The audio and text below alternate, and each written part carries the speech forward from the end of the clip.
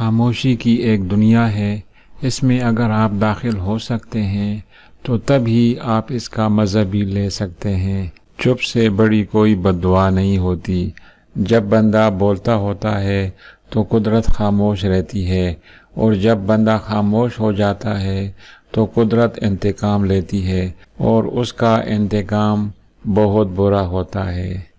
اگر آپ کے ساتھ ناانصافی اور زیادتی کی حد ہو جائے تو صرف اتنا سوچ کر خاموش ہو جانا کہ جو ذات اوپر بیٹھی ہے وہ بہت بے نیاز ہے۔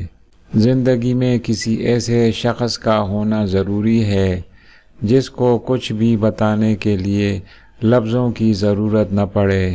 کچھ درد ایسے ہوتے ہیں جو انسان کو خاموش کر دیتے ہیں۔ خاموشی اختیار کر لینا دب جانے کی علامت نہیں، ترجیحات کا فرق ہے۔ ہر بات اور ہر بندہ جواب کا مستحق نہیں ہوتا۔